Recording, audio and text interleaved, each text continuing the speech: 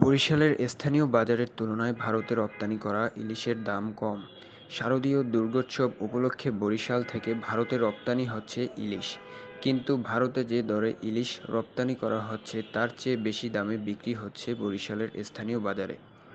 Barishal port road পাইকারি মৎস্য মার্কেটের ইলিশ ব্যবসায়ী মোহাম্মদ মতলেব মিয়া গণমাধ্যমে জানান, ৬০০ থেকে ৯০০ গ্রাম ওজনের ইলিশ গড়ে ১,৭০০ টাকা দরে, ১ কেজি আকারের ইলিশ ১,৯০০ টাকা ও এর চেয়ে বড় ইলিশ প্রতি কেজি ২,০০০ টাকা দরে বিক্রি হচ্ছে।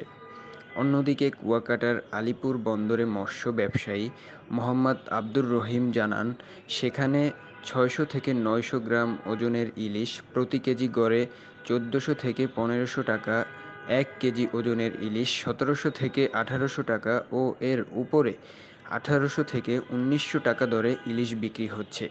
তিনি জানান, রপ্তানির খবরে দাম বেড়েছে। অথচ একই মাছ ভারতে রপ্তানি হচ্ছে কেজি প্রতি $১০ বা প্রায় ১২০০ টাকা দরে। সেই হিসাবে স্থানীয় বাজারের দামের তুলনায় ২০০ থেকে ৫০০ টাকা কমে ভারতে যাচ্ছে ইলিশ। দুর্গাপূজা উপলক্ষে কলকাতা ভিত্তিক ভারতীয় মাছ আমদানিকারী সংগঠন থেকে অনুরোধের পরিপ্রেক্ষিতে বাণিজ্য মন্ত্রণালয় প্রথমে ভারতে ৩,০০০ টন ইলিশ রপ্তানির অনুমতি দেওয়ার সিদ্ধান্ত নেয়।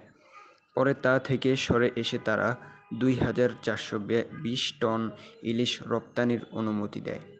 যদিও ছাত্র জনতার গণঅভ্যুত্থানের মুখে শেখ হাসিনা পদত্যাগ করে ভারতে পালিয়ে যাওয়ার পর অন্তর্বর্তী সরকারের মৎস্য ও প্রাণী সম্পদ মন্ত্রণালয়ের উপদেষ্টা ফরিদা আখতার বলেছিলেন, ভারত বাংলাদেশে ইলিশের উচ্চমূল্যের কারণ এ বছর মাছটি রপ্তানির অনুমতি দেওয়া হবে না।